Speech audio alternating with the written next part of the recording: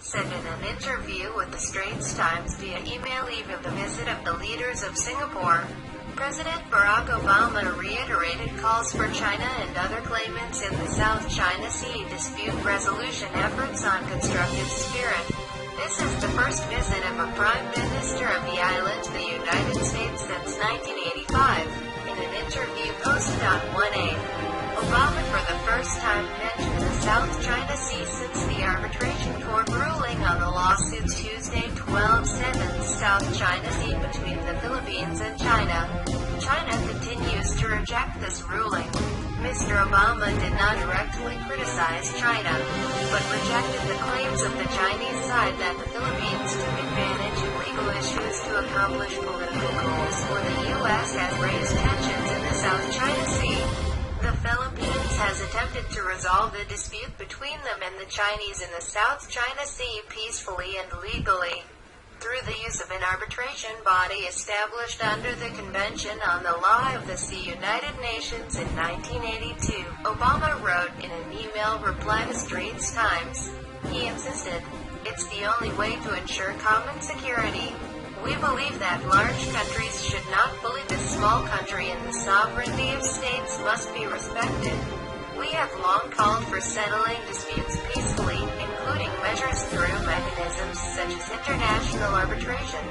U.S. President Assessment Arbitration Judgment of the Court issued a decision clearly and legally binding for the statements made by China and the Philippines in the South China Sea.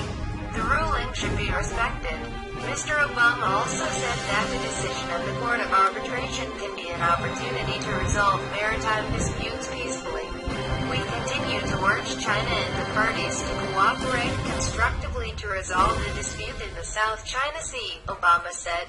The Straits Times also questioned Obama about his views on China's allegation that the U.S. is using double standards in the South China Sea. While not join UNCLOS but is forcing Beijing to respect international law. On the one hand, to strengthen military cooperation with Beijing's neighbors and conduct military operations in the South China Sea, but on the other hand, criticized the military operations of Chinese goods. President Obama said that the U.S. insistence that all countries, including the U.S. and China, are required to respect international law. He ensures that any U.S. action on South China Sea is also consistent with the laws and international regulations, including UNCLOS.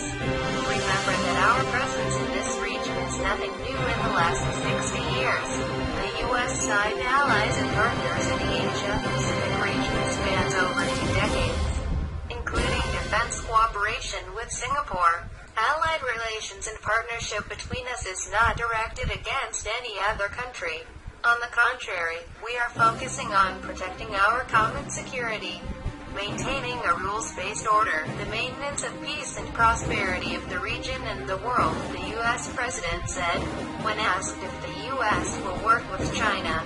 How about the South China Sea after the arbitration award 12/7 Tuesday? Obama said the U.S. will continue to urge a peaceful solution. U.S. President wrote, "We continue to urge China and other claimants to work in a constructive way to resolve the dispute to the South China Sea, which is very important for the global economy. 10 is defined by trade and cooperation. The United States believes that all countries should respect international law, including in the South China Sea. This is not an area where we can choose the best for yourself. That is the benefit of all of us, including the United States, China, and the rest of the world, to ensure the law is respected.